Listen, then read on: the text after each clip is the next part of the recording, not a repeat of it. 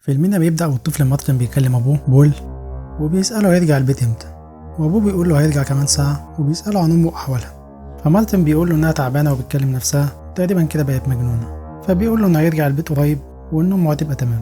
وبتيجي السكرتيرة وبتسأله عايز حاجة قبل ما تمشي، فبيقول لها لأ، وقبل ما تمشي بتراجع الشغل لكن النور بيفصل، فبتشغله تاني وبتلاحظ حركة غريبة فبتخاف وتسيب المكان، وبتروح غرفة تانية عشان تطفي النور، وأول ما تطفيه بتلاحظ ظهور شخص فجأة، ولما تنوره بيختفي تاني، تشغله ويختفي، تطفيه يظهر، تشغله ويختفي، تطفيه يظهر، لحد ما الشخص ده يقرب منها فجأة. فبتسيب المكان وتجري على بول وهي خايفة، وبتقول له إن في حد بره وفي حركة غريبة، لكن بيبقى مشغول أكتر بالمكالمة وبيقول لها روح البيت. فبتقول له خلي بالك من نفسك وانت خارج، وهو ماشي بيسمع صوت وراه، ولما بيلف بيلاقي في شخص قاعد في الضلمة، فبيحسبه السكرتيرة، ولما النور بيفصل ويشتغل بيلاقيها قربت منه وبتختفي تاني، ولأن العمر مش بعزقها فبياخدها من قصرها ويجري، لكنه بيقع وبيلاقيها قريبة منه، وبيلاحظ انها مش بتقرب اكتر عشان النور، فبيستغل الفرصة ويرجع للمكتب بسرعة ويقفل الباب، لكنها بتطفي النور وتدخل المكتب، ولما النور بيرجع بيكون ميت على الأرض ريبيكا أخت مارتن، اللي بنعرف إنها عايشة لوحدها لأنها مش عارفة تعيش مع والدتها لأن حالتها النفسية صعبة زي ما عرفت. وبنروح لمارتن اللي بيصحى من النوم على صوت أمه، واللي بيحسبها بتكلم نفسها كالعادة وبتقول له يروح ينام، وهو ماشي بيلاحظ ظهور نفس الظل المرعب قدامها، ولما بيروح السرير مرعوب في حد بيحاول يفتح الباب وفي حاجات غريبة بتحصل. وبعدها بيروح مارتن المدرسة ونفسيته تعبانة طبعا، ولما بتحاول الأخصائية ترن على أمه عشان تفهم اللي بيحصل له لكنها مش بترد، فبتتصل على أخت ريبيكا اللي بتيجي هي وصاحبها، واللي بتقول لها إن مارتن أحواله مش كويسة بعد وفاة أبوه، وإنه بينام في الصف كتير، واللي بنعرف إن أبوه جوز أمها مش أبوه. فبتقول لها ريبيكا إنه عايش مع أمهم وبتاخده وتمشي، وبعد ما بيوصلوا بيت أمهم بيطلب منها مارتن إنه يبات عندها ليلة واحدة عشان يعرف ينام، فبتوافق ريبيكا وبيجري مارتن عشان يلم هدومه، وبرضه هو ماشي بيلاحظ حاجة غريبة في الضلمة وبيتقفل الباب ويجري، وبتكون ريبيكا بتلوم امها انها بطلت تاخد الحبوب بتاعه الاكتئاب، وبتقول لها مارتن محتاج يقعد عندها عشان يعرف ينام كويس، وانها لو ما بقتش كويسه هتاخده عندها على طول، وبتكون امهم مش عايزه مارتن يسيبها ويمشي، لكن ريبيكا بتاخده فعلا وتمشي. ولما بيوصلوا بيت ريبيكا صاحبها بيقول لها انها لازم ترجع مارتن لامه، لكنها بترفض وبتقول له ان ده اخوها وبتطرده. وبيجي الليل وريبيكا نايمه وبتصحى على صوت خربشه، فبتصحى وتحسبه مارتن، ولما بتشغل النور بيختفي، فبتقوم مرعوبه وبتهجم عليها في الضلمه، لكنها بتجري وبتشغل النور بسرعه. ولما بتروح الحمام بتلاقي مارتن نايم في البانيو وماسك كشاف. وبيجي النهار وتروح الاخصائيه بتاعه المدرسه وبتقول لها انها لازم ترجع مارتن لامها لانها الوصيه عليه، فبتقول لها ريبيكا انها مجنونه وما ينفعش يعيش معاها، فبتقول لها انها زارتها وانها كويسه وان دي القوانين، ولو عايزاه لازم تروح المحكمه وحوار كبير، وبتاخد مارتن وتمشي. وبعدها بتلاقي ريبيكا مكان الخربشه وبتلاقي اسم ديانا مكتوب على الارض، وبتفتكر لما كانت صغيره وبترسم وفجاه الرسم بيختفي، وبتسمع صوت من الدولاب، وبعدها بتلاقي الكراسه ومرسوم عليها واحده اسمها ديانا. وبعدها بتقابل صاحبها بريد وبتطلب منه يوصلها لبيت امها عشان تعرف قصه ديانا اكتر، واللي بتقول له انها حقيقيه، وبنفهم ان امها مش مجنونه ولا حاجه وان الشبح حقيقي. وبتروح البيت وتفتش في حاجات امها وبتلاقي صوره لامها مع ديانا، لكن وش ديانا مش واضح.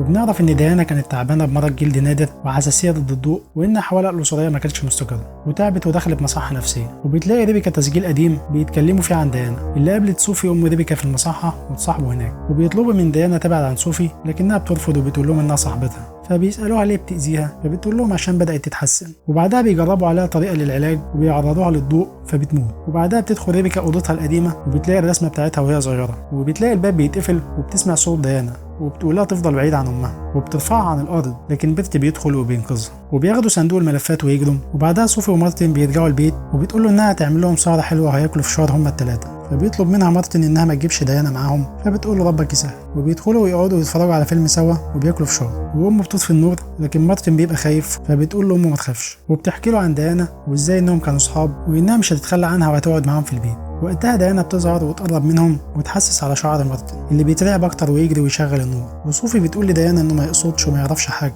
فبتضربها وتجري عليه لكنه بيشغل النور ويجري. وبيروح مارتن لشقه اخته فبتقعد معاه وبتساله ايه اللي حصل، فبيقول لها ان ديانا حقيقيه وانها لمسته، فبتقول له انها مصدقاه وبتاخده وتوريه صندوق الملفات وتحكي له عن ديانا، وان ابوهم قاعد يجمع معلومات كتيره عنها مع انها قعدت محبوسه في القبو 13 سنه وابوها انتحر بعد كده، وكان عندها مرض جلدي نادر وراحت تتعالج في نفس المستشفى اللي امهم كانت بتتعالج فيها. وقدرت ديانا تسيطر على دماغها وتقنعها انهم اصحاب، وانها بتظهر لامهم لما تكون حالتها النفسيه سيئه، ولما كانوا بيعالجوها حالتها اتدهورت وماتت. لكن مارتن بيقول لها ميته ازاي، امال بتعمل معانا كده ازاي، فبتقول له انها ما تعرفش وان الحل الوحيد عشان يتخلصوا منها انهم يخلوا امهم في حاله نفسيه كويسه. لكن مارتن بيقول لها ان ابوها حاول يعمل كده وقتلته. وبعدها بتلاقي ريبيكا الباب بيخبط، ولما تفتح ما بتلاقيش حد، وبتسمع بعدها صوت جاي من الدولاب. وقتها مارتن بيتسحب لتحت السرير، لكن اخته بتلحقه وتشده وتنقذه، وبيروحوا بيت امهم عشان تكلمهم عن ديانا، لكن امهم بتستعبط وبتقول لهم ما تعرفش حاجه. فريبيكا بتقول لهم ان مارتن قال لهم انها كانت هنا من شويه. فصوفي قالت لها انها صاحبتها. فريبيكا قالت لها ازاي دي ماتت وانا لقيت شهاده الوفاه. فصوفي قالت لها دي اكيد مزوره، ودي صاحبتي ولا يمكن ابعد عنها، وان الاشباح مش حقيقيه. وبتطلب ريبيكا من مارتن انه ينام بعيد عنهم الليله، وبيقول لها انه لازم يساعد امهم هو كمان،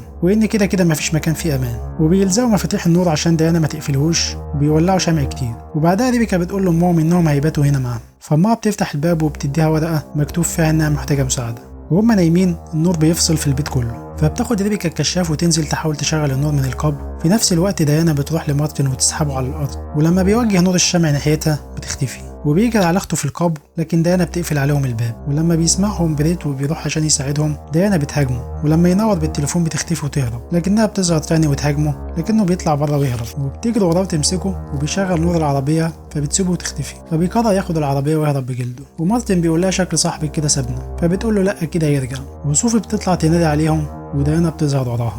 فصوفي بتقول لها انها حذرتها تقرب من عيالها، وبتروح عشان تاخد علاجها، لكن ديانا بتمنعها. وبتكون ريبيكا ومارتن بيدوروا على اي حاجه ينوروا بيها، وبيلاقوا فعلا كشاف، وبيشوفوا اثار اليد وكتاب على الحيطه من ديانا انها بتحاول تبعد صوفي عنها زي ما ابوها عمل. وبتظهر لها ديانا فبتجري وتمسكها، لكن مارتن بينقذها ويجروا، وبيحاولوا ينادوا على امهم اللي بتبقى فاقده الوعي. بعدها بريد بيرجع ومعاه 2 من الشرطه، وبيدخلوا ويفتحوا لهم في الوقت اللي صوفي بتكون صحت فيه. لكن ديانا بتقتل الشرطي، وبتروح على التانية وتقتلها هي كمان.